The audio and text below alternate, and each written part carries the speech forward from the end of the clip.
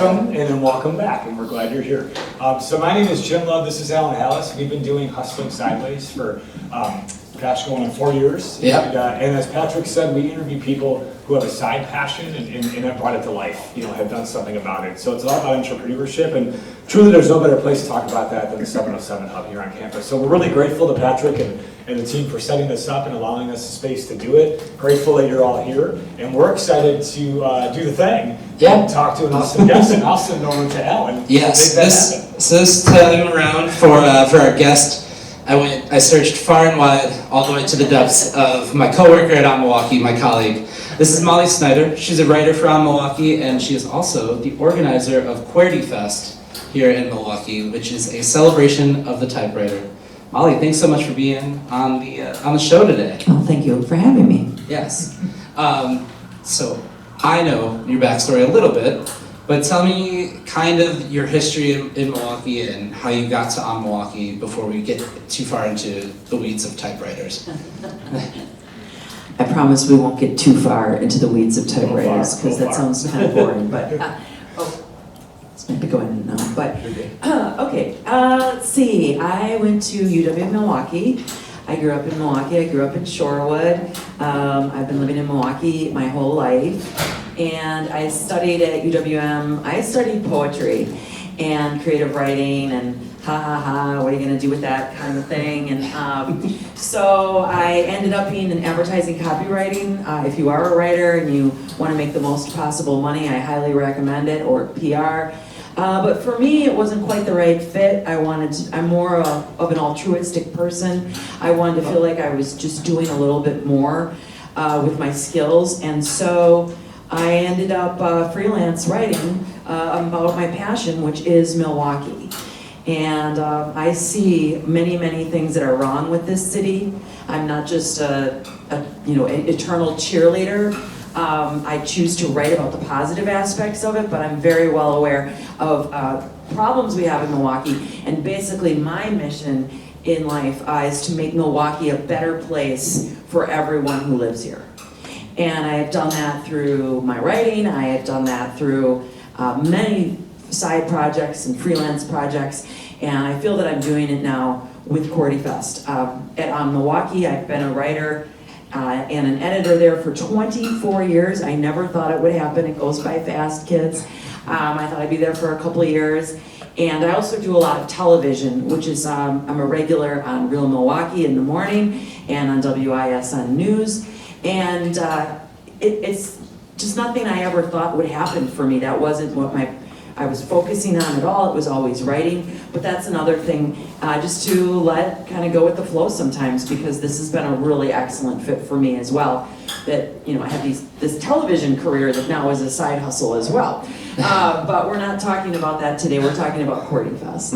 Right. So OnMilwaukee, but then QWERTYFest is a celebration of the typewriter. I think that's the best way that I would describe it. It's a festival. That would be fair. So the first thing to know is that the typewriter was invented in Milwaukee over 150 years ago. Now, if you know what I'm talking about, many of you have probably never even used a typewriter. You might have seen one, but it's like the clack, clack, clack, clack, clack thing. And you think, well, that's kind of irrelevant because who uses those anymore? Well, the reason why it is still relevant is because it makes no sense at all, but the keyboard that was on that typewriter that was invented here in Milwaukee was adapted onto computers and cell phones, and it's called the QWERTY keyboard. And that's because the first 5 letters on the upper left top row is QWERTY. And when they invented, his name is Christopher Scholes, he's a Milwaukeean, he's buried at the Forest Home Cemetery on the south side. If you haven't been there and you're not creeped out by cemeteries or you find them gorgeous like I do, I highly recommend checking it out sometimes. But he's buried there. And anyway, he invented the QWERTY keyboard and the typewriter, and the way he put the letters and the numbers out, as you might, I don't know if you've ever thought about why are they in that order? Why are they still in that order today? Why doesn't it go A, B, C, D, E, F, or something else that makes more sense to you? Or I have other ideas as well. But the reason he did it is because the keys were less likely to jam up, on a manual typewriter. Now, obviously, we don't have to worry about that on a computer, phone, on a phone. anything. Like, so there, why did this guy from Milwaukee's keyboard stay? And it's used, worldwide, especially, in the English-speaking language, as for the English-speaking language worldwide.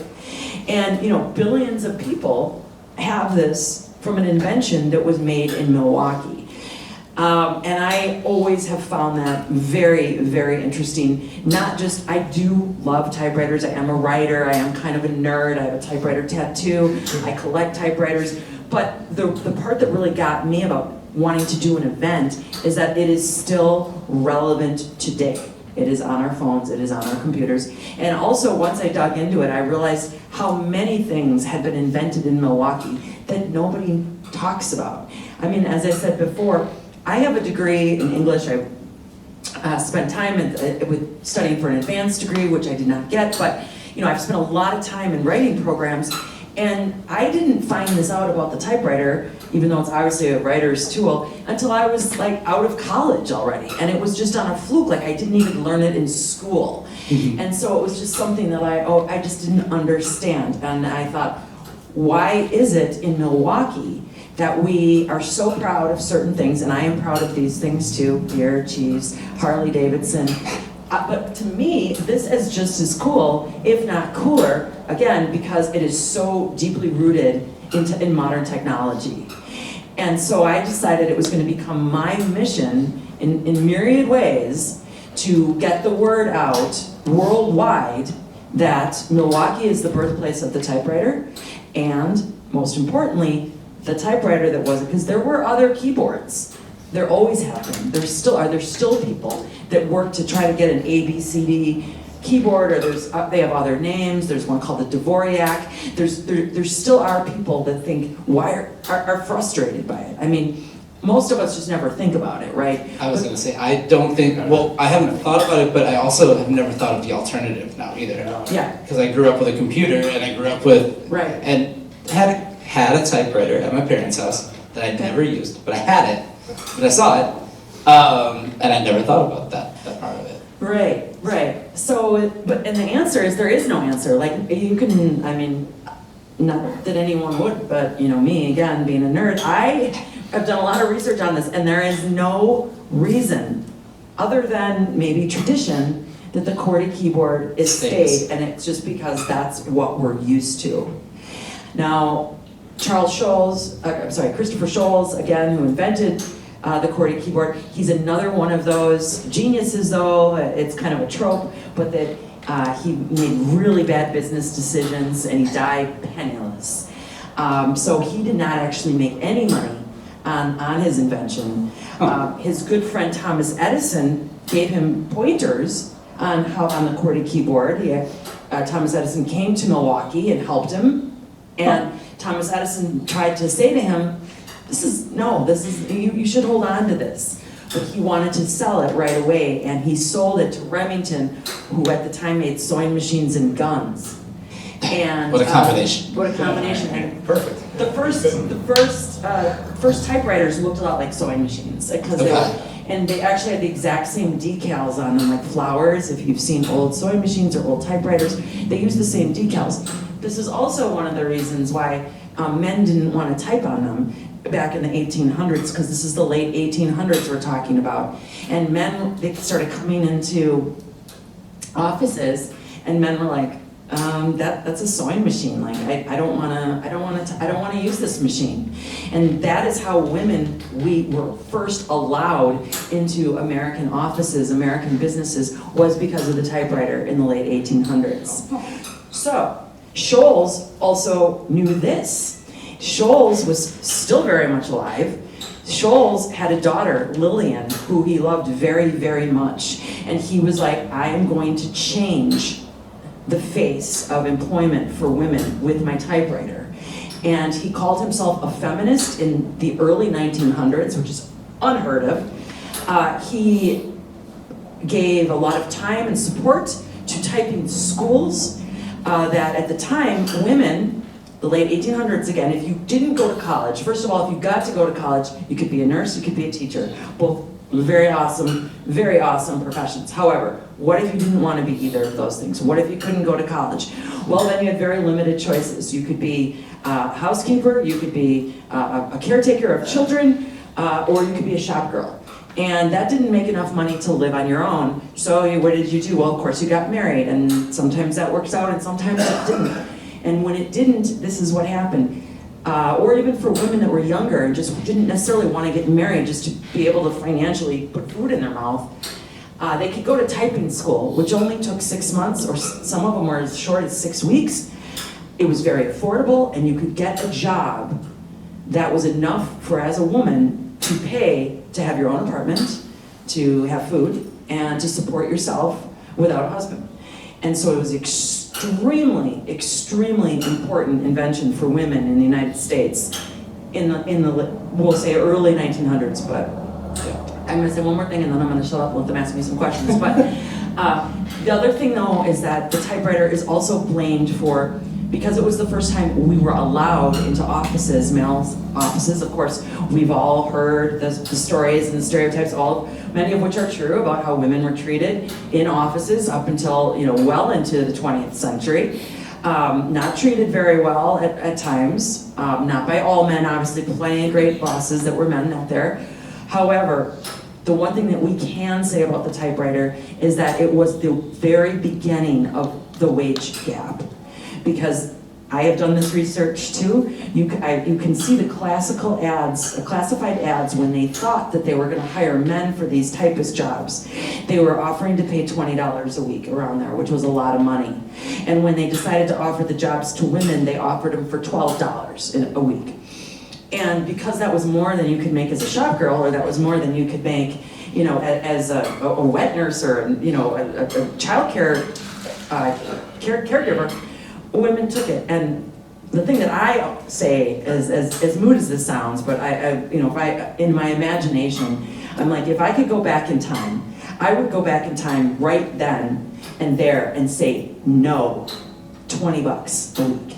And if we all would have done that, there wouldn't, the way I'm not saying that wage gap never would have happened, but that's where it started. Right. And that is something that we could have stopped.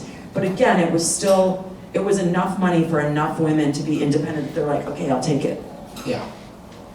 Well, there's a lot to unpack out of that. I know. Respectfully, there's so much to unpack out of that.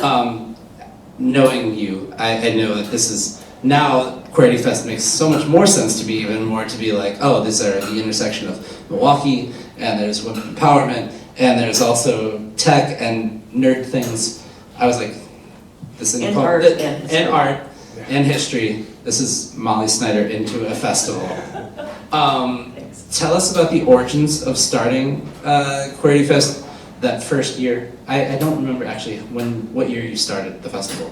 We've had 2 QWERTYfests. The first one was in the summer of 2023, and the second was in the summer this past June in 2024. And we're gearing up for QWERTYfest 2025. We've moved it to the fall. It'll be October 3rd through 5th, 2025. And we're in the fundraising process of it right now. My least favorite part. But we led up to it. I organize this with one other person. His name is T. Krulos. He also organizes Krampusnacht here in Milwaukee and a couple of other really fun festivals. And he was walking down the street one day in Milwaukee, and there is one little marker, and it's basically it's on the corner, it's right by across the street from Turner Hall, we'll say. I'm not thinking of the cross streets right now, but 4th Street, okay? Sure. Bell Phillips. And there's one marker, and it says, this is where the typewriter was invented, basically, and all sorts of fancy speak.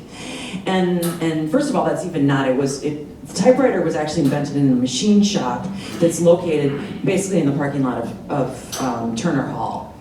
And exactly where it's now called State Street Pizza is there. Okay. But that was a big, a group, think tank where a lot of people invented things. was a machine shop. And so anyway, he was walking down the street and he read that marker and he went onto Facebook and he said, why do we have this little tiny boring marker in downtown Milwaukee about something this cool? And I had known T, we're both writers and from many avenues, and I saw this and I said, I have been thinking about this for like 15 years. And I was like, and I was at a point in my life where I had a lot of boundaries. I have 2 children. I have a very demanding job. I had to say no to a lot of things that sound really cool to me, but because of T, and because I already knew of his track record, and I knew how passionate he was about his events and projects, I knew how detail-oriented he was, and I know how I would really have a true business partner in this, I said, let's do this. Okay. And so we did. So all from one Facebook post. Yes. Sort of. Yeah. More or less. Yeah. 15 years of thought, but then one Facebook post to push Yes. you over the edge. What's the reception like from people when they find out about this fest? Like, initially, are people excited, or did you find yourself having to really explain like what it was about and what? I think the main message all Milwaukeeans love is that most people do not know that the typewriter was invented here. Most people do not know that the same keyboard is still on our computers and phones today. They're like very wowed by that. Now taking it to the next level of QWERTYfest, where people are like, oh well, I'm not a writer, or oh I don't collect typewriters, or oh this sounds like just like really kind of boring. I get all of that, but the thing is, this is a 3-day festival that celebrates typewriters at the core, definitely. But it is a celebration of art and innovation in Milwaukee. And that has been the message that is hard to tell, because people are like, oh, typewriter festival, like, oh, but we have an opening night at Turner Hall. We have bands, we have art, we have lots of typewriters, we have typewriters galore. And if anyone wants a typewriter, I'm You know where to go. We have people. But or ribbon for their typewriter. I got a ribbon guy, let me tell you. But it's so much more. And for me, as much again as I'm a writer and I do collect typewriters, this is more about celebrating how many things have been invented in Milwaukee that have flown under the radar. The first answering machine was invented in Milwaukee. It was 80 pounds. The first thermostat for heat, to turn your heat on, adjust your heat, was invented in Milwaukee. These are major things that Milwaukeeans don't. I went all through school. I went to public schools. I went to always in Milwaukee and Shorewood. I never learned any of this. I went to UWM again. I never learned any of this. Yeah. So that's another piece of it, is I want Milwaukeeans to know this. I want us to be proud of this. I think Milwaukeeans, we have a long history of not having the amount of pride that I think we should. There's so many cool things in this city that I am now, want to make this a part of my legacy of this is what I want to leave behind to Milwaukee. For sure. The programming of it too is typewriter centric, but beyond that as well. Yeah. When we talk about bands, I know that you had a typewriter symphony, typewriter orchestra. That is correct.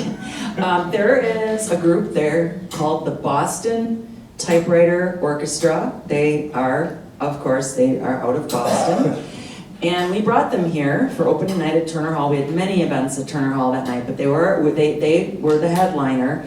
And they are a group of men and women who play everything from pop music, like very recent pop music, to like classic 80s and 90s pop music, to orchestral, like more classical music, only on typewriters. And so they'll like to, yeah. oh my It's all God. types and syncopated and dings. It's the coolest thing I've ever heard. So, I love See? that. and we were like, oh, we can't afford them. But then we're like, oh wait, maybe we can. It turns out that there's not tons of gigs for a typewriter orchestra. And QWERTYfest is the only typewriter festival in the world.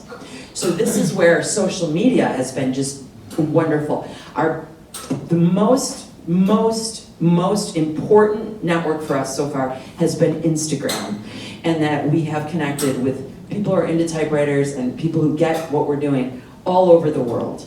The other thing I'm just gonna say and throw in there, and I'm gonna name drop, and that is Tom Hanks, as you know from many different films, He is also a typewriter collector, and he also is a typewriter writer. His last book he wrote on typewriter. He has over 250 typewriters that are on a shelf, all in perfect working condition. And every day he looks at them, and they're all different colors and different models. And to me, this is just like getting the candy store stuff. But he pulls down whichever one he wants, and he types away on them. He's been in a couple documentaries about this. This is how I originally knew. When we started QWERTYfest, of course, who was the first person we invited? I typed a letter to Tom Hanks. That's awesome. That in itself is cool. Yes, and I typed 5 letters. I typed one to Tom Hanks, I typed one to John Mayer, I typed one to Conan O'Brien, I typed one to a romance novelist named Danielle Steele. Actually, that's 4, but she's written like 250, like what I call bodice ripper, like kind of corny romantic novels, but all on a typewriter that she got at a thrift store like 40 years ago. And I wrote to Judy Blume, if you know her. She's a typewriter writer as well, and very old school young adult novel writer. But anyway, of course with Tom Hanks, we're like, So did we hear from Tom? No, we did not. But Tom mentioned it to someone, and the person he mentioned it to was the engineer who fixes all 250 of his typewriters. Now this guy was an engineer who had a typewriter shop in Riverside, California as his little night gig, and all of a sudden Tom Hanks, his typewriter guy died, and he was looking for the best typewriter repair guy in California, and he said, Tom Hanks has 3 female assistants, and I've not met them, but they sound totally badass, and I totally want to meet all 3 of them. But so they went on a search, and they found this guy. His name's Bob. He goes by the Typewriter Muse. And he was like, well, I don't know that I can fit this in with my job. It sounds really cool opportunity. And then they told him how much being Tom Hanks' typewriter engineer is. And he said, I'm in.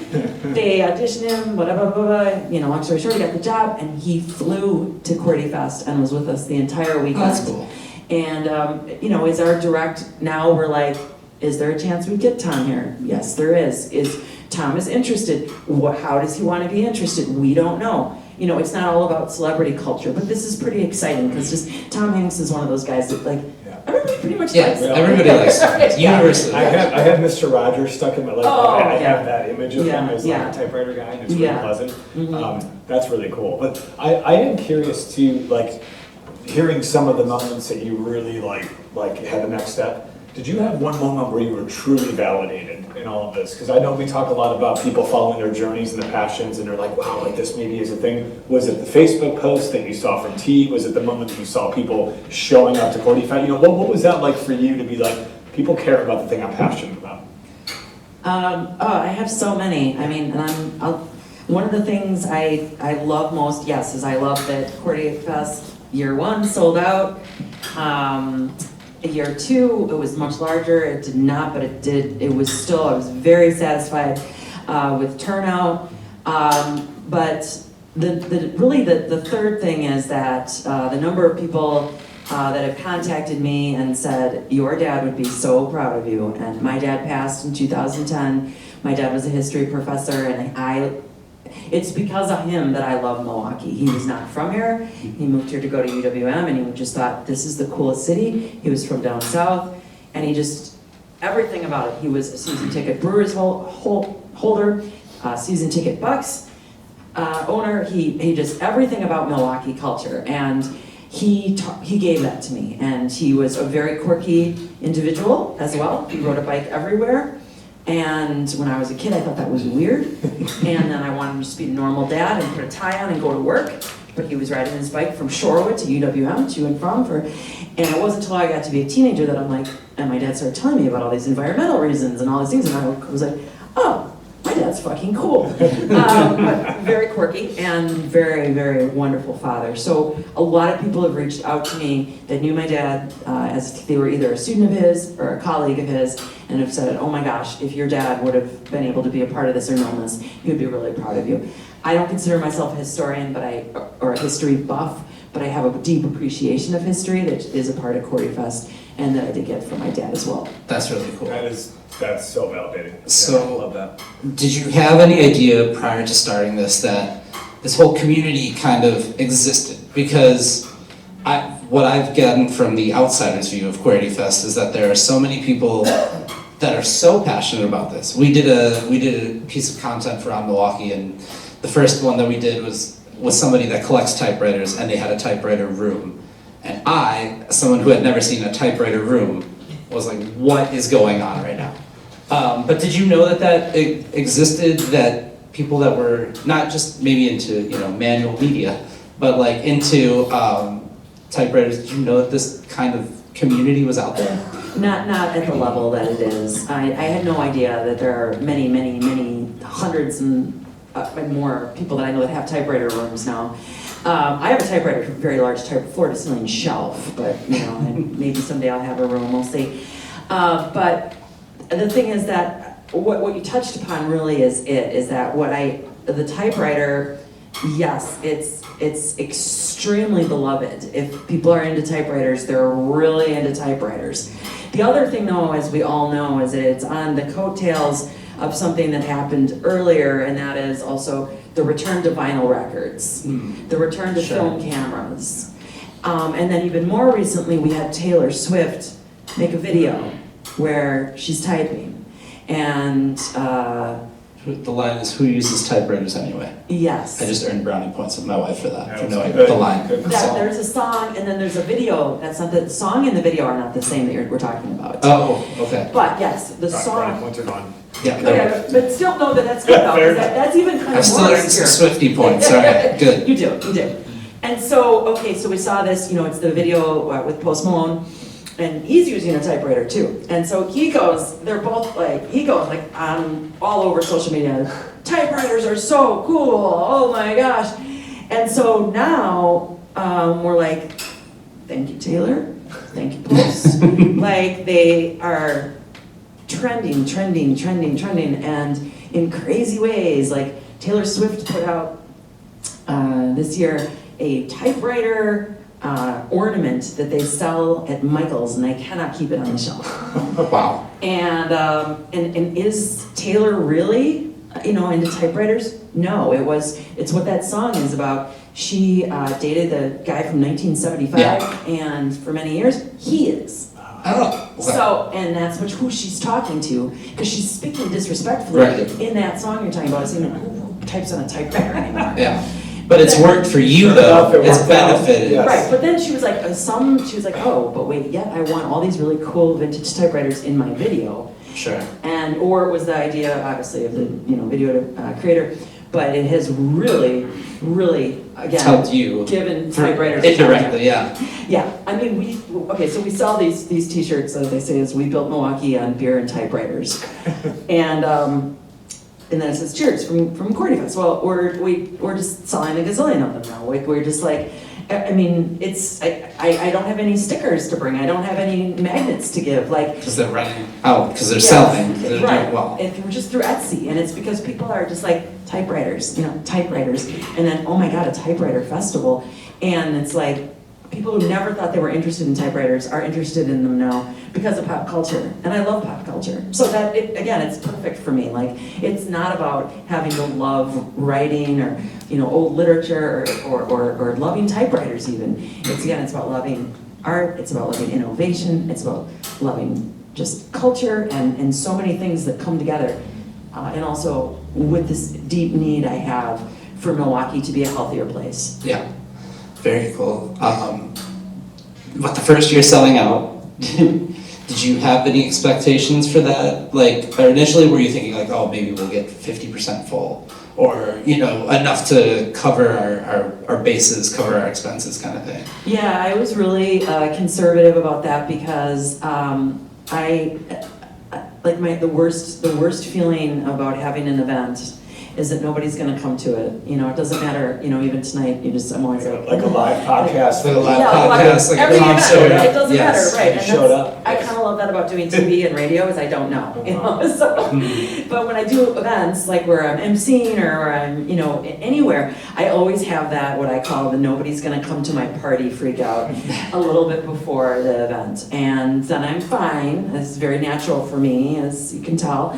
But it's like I had that, and so I purposely picked a venue that was too small. I didn't know it was too small, but it was a small venue. It was called Dandy, and as the main event. And we QWERTYFest is we have a main party, and then we have a bunch of workshops where we have people that come in, and you don't have to bring your own typewriter. There'll be like 50 in a room. People come in, they can use a typewriter, they'll get a prompt, whatever. Just learn to use a typewriter.